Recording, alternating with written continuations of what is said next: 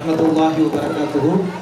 அன்பிற்குரிய பெற்றோர்களே, தாய்மார்களே, நமக்கு இங்கே சிறப்பு விருந்தினராக வருகை தெரிந்துள்ள ஹசரத் அவர்கள் தமிழ்நாடு முழுவதும் இருக்கக்கூடிய உலமாக்கள் அனைவருக்கும் தலைவர். தமிழ்நாடு ஜமாஅத்துல் உலமா சபை தமிழகம் முழுவதும் இருக்கக்கூடிய உலமாக்களை எல்லாம் ஒருங்கிணைத்து பல்வேறு நற்காரியங்களை சேவைகளை ஆற்றிக் கொண்டிருக்கிறது. அதற்கு மூளையாக இருந்து இதயமாக இருந்து செயலாற்றி கொண்டிருக்கக்கூடிய ஹசரத் அவர்கள் மேலப்பாளையத்திலிருந்து நமக்காக இங்கே வருகை தந்து நமக்கு முன்னிலையிலே ஒரு உரையை நிகழ்த்த இருக்கிறார்கள். அனைத்து மக்களும் அன்பு கூர்ந்து கவனிக்குமாறும் அதனை அமல் செய்யுமாறும் கேட்டுக்கொள்கிறோம். ஹசரத் அவர்களுடைய உரை மிக பிரமாதமாக இருக்கும். அதை சொல்லுவதற்கு வார்த்தை இல்லை.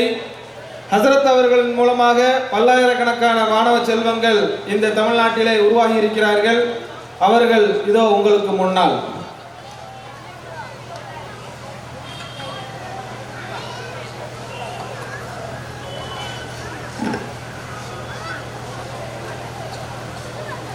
அஸ்ஸலாமு அலைக்கும் வரஹ்மத்துல்லாஹி வபரகாத்துஹு. அல்ஹம்துலில்லாஹி ரப்பில் ஆலமீன் வஸ்ஸலாத்து வஸ்ஸலாமு அலா ரசூலிஹி ஸய்யிதினா முஹம்மதின் ஸல்லல்லாஹு அலைஹி வஸல்லம் அஷ்ரஃபில் முர்ஸலீன் வ அலா ஆலிஹி வ அஸ்ஹாபிஹி அஜ்மஈன். قال الله سبحانه وتعالى في القرآن الحميد بسم الله الرحمن الرحيم وإنك لعلى خلق عظيم. وقال النبي صلى الله عليه وسلم من لم يرحم صغيرنا ولم يوقر كبيرنا فليس منا أو كما قال عليه الصلاة والتسليم. கண்ணிமிக்க இந்த பிரிஸ்டின் பப்ளிக் ஸ்கூல்லே அருமையான நம்முடைய சிறுவர்களுடைய இந்த நிகழ்ச்சி பேசுவதற்காக மனதே இல்லை. அதை பார்த்து கொண்டே இருக்கலாம், கவனித்து கொண்டே இருக்கலாம். அப்படி ஒரு ஈர்ப்போடும் இன்றைய நவீன உலகத்திலே எல்லா மொழிகளையும் தெரிந்து ஆற்றல்களை வெளிப்படுத்தி சமூக அக்கறையோடு எதிர்காலத்தில் பிரகாசிக்கக்கூடிய நிலையிலே அவர்களை உருவாக்குவதற்காக ஒரு பெரும் முயற்சியை இங்கே உள்ள அறிஞர்கள் கூட மிக சிறப்பான ஏற்பாடுகளை செய்திருக்கிறது என்பதை நான் பார்க்கிறேன். பொதுவாக பாடல்கள், பிள்ளைகள் பாடல்களை படிக்கிறார்கள். ஆங்கிலத்திலே, அரபியிலே, உருதுவிலே, தமிழிலே பாடல்கள் என்பது மனதிலே பதிந்து விடும். நான் ஒரே ஒரு தடவை ஒரு பாடலை படித்தேன், அப்படியே மனதிலே பதிந்து போய்விட்டது. நான் இங்கேயும் உங்களுக்கு அதை அந்த நூலை அரும்பு என்று ஒரு நூல் இறை அருட்கவிமணி காவலர் அப்துல் கஃபூர் சாப் அவர்கள் எழுதியது. மிக சிறந்த ஆற்றல் மிக்க பல்வேறு துறைகளிலே தேர்ந்தவர்கள். நீங்கள் அந்த நூலை இந்த பள்ளியினுடைய ஸ்கூலுடைய பொறுப்பாளர்கள் பார்த்தால் பிள்ளைகளுக்கு என்னென்ன விஷயங்களை அதிலே சேர்க்கலாம், பொது அறிவெல்லாம் அதிலே நிரம்ப இருக்கிறது. நான் விரிவாக சொல்வதற்குண்டான நேரம் சொல்ல அவகாசம் இல்லை. ஆனால் உதாரணமாக ஒவ்வொரு மாவட்டத்தை பற்றியுமே எழுதியிருக்கிறார். கோவை மாவட்டம் அதனுடைய சிறப்புகள் என்ன, அதுக்கு ஒரு தனி பாடல். நெல்லை மாவட்டம் அதை பற்றி உண்டான ஒரு பாடல். நான் நெல்லை மாவட்டங்கிறதுனால பார்த்த உடனே எனக்கு மனசில் பதிஞ்சிச்சு. ஒரு காரியத்தை கட்டு கடங்கா களக்காட்டானை ஒன்னாங்குடியில் ஓட்டம் எடுத்தது, 2 கொம்பினால் இடிக்க வந்தது, 3 அடைப்பினிலே 3 சாய்த்தது, 4 நேரியே நடுங்க சென்றது. 1ல இருந்து களக்காடுங்கிறது இந்த மாவட்டத்தில் இருக்குது.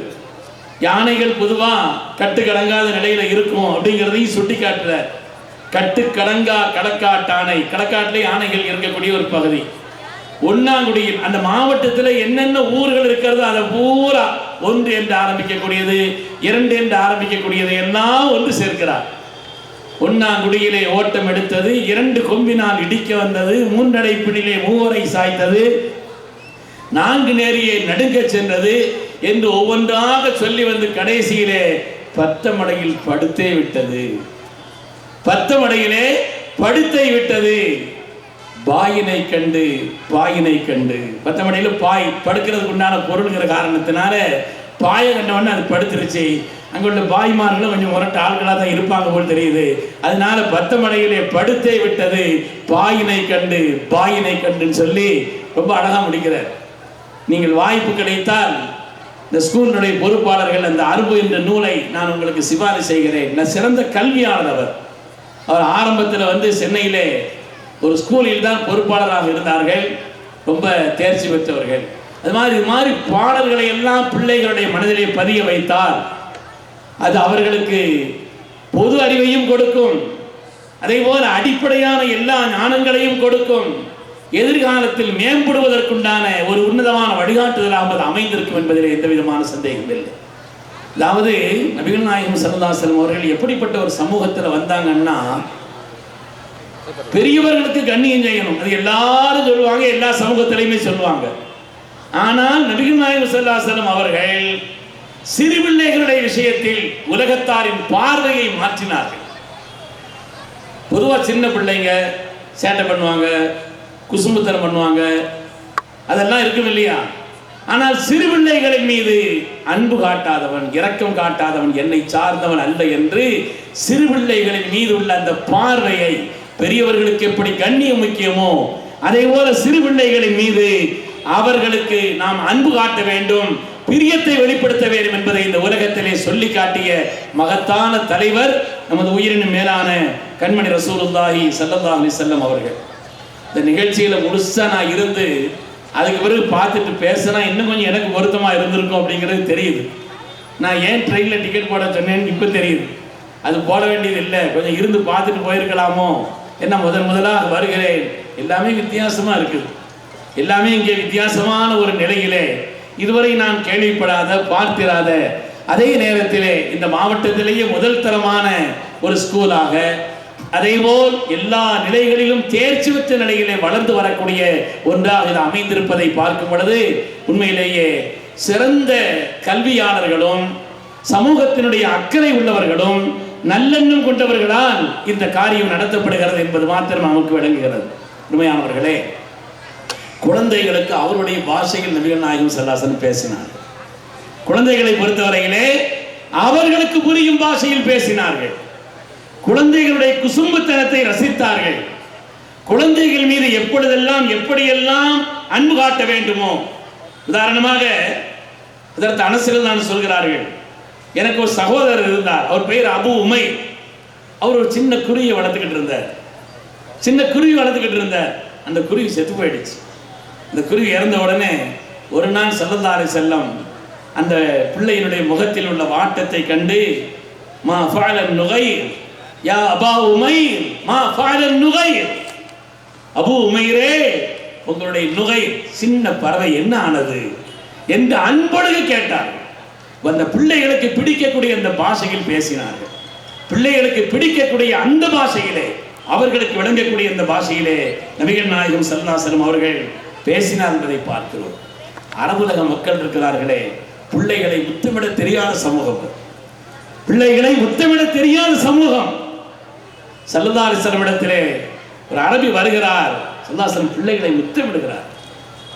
நாங்கள் எங்களுடைய குழந்தைகளை இப்படி முத்தமிடுவதில்லையே, அவர்களை நாங்கள் இப்படி முத்தமிட்டு ஊக்கப்படுத்துவதில்லையே என்று சொன்ன பொழுது, உங்களுடைய உள்ளங்களில் இருந்து இறைவன் அன்பை, கருணையை எடுத்து விட்டால் நான் என்ன செய்ய முடியும் என்று நபிகள் நாயகம் ஸல்லல்லாஹு அலைஹி வஸல்லம் அவர்கள் சொன்னார்கள். பிள்ளைகள் மீது அன்பை வெளிப்படுத்த வேண்டிய அவசியத்தை சொல்லி காண்பித்தார். சில பிள்ளைகள் கொஞ்சம் குசும்பா இருக்கும், ஆனாலும் பிள்ளைகள் எல்லாம் அப்படித்தான் பல நிலைகளிலே இருப்பார்கள் என்ற காரணத்தினாலே அவர்களுடைய விஷயத்தில் நடந்து கொள்ள வேண்டிய அணுகுமுறைகளையும் நமக்கு சொல்லி காண்பித்தார்கள் கண்மணி ரசூலுல்லாஹி ஸல்லல்லாஹு அலைஹி வஸல்லம் அவர்கள். தடவை ஸல்லல்லாஹு அலைஹி வஸல்லம் நடந்து போய் கொண்டிருக்கிறார்கள். விளையாடி கொண்டிருந்த அந்த சிறுவர்கள் எல்லாம் பெருமானாரை கண்டதும் கொஞ்சம் ஒதுங்கி கொண்டார்கள். ஆனால் ஒரே ஒரு சிறுவர் மாத்திரம் ஒதுங்கவில்லை. ஒரே ஒரு சிறுவர் மாத்திரம் ஒதுங்கவில்லை. அபு மஹதூரா என்று அந்த சிறுவர் மாத்திரம் ஒதுங்கவில்லை, அப்படியே நின்று கொண்டிருந்தார்கள். ஸல்லல்லாஹு அலைஹி வஸல்லம் அவர்கள் கோபப்படவில்லை. எல்லா பிள்ளைகளும் கண்ணியம் கருதி போயிட்டாங்க, இவர் மாத்திரம் நிற்கிறாருன்னு சொல்லி அந்த பிள்ளையின் மீது கோபப்படவில்லை. மாறாக அந்த அபு மஹதுரா என்ற அந்த பிள்ளையினுடைய அருகிலே சென்று அவருடைய தலையை தடவிட்டு சென்றார்கள். அவ்வளவுதான். அந்த கருணையை, அந்த அன்பை வெளிப்படுத்தியதனுடைய நிலையாக அந்த பிள்ளை அப்படியே நெகிழ்ந்து போனார். அந்த சிறுவர் நெகிழ்ந்து போனார் என்று பார்க்கிறோம். அதன் பிறகு வாழ்க்கையில் எவ்வளவு பெரிய மாற்றம் என்று சொன்னால், பெருமானார் அவர்களால் தன்னுடைய தலையிலே தடவப்பட்ட அவருடைய முபாரக்கான கரங்களை கொண்டு தடவப்பட்ட அந்த தலைமுடியை தன்னுடைய வாழ்நாள் முழுவதும், ஏன் மரணிக்கக்கூடிய காலம் வரை அவர் அதை வழித்து விடாமல் ஜடைமுடியோடு இந்த உலகத்தில் வாழ்ந்து மரணித்தார் என்பது வரலாறு. அந்த பிள்ளையினுடைய அந்த அன்பை வெளிப்படுத்திய அந்த தன்மை இருக்கிறது, வெளிப்படுத்திய அந்த தன்மையினுடைய அந்த நிலை இந்த உலகத்திற்கு ஸல்லல்லாஹு அலைஹி வஸல்லம்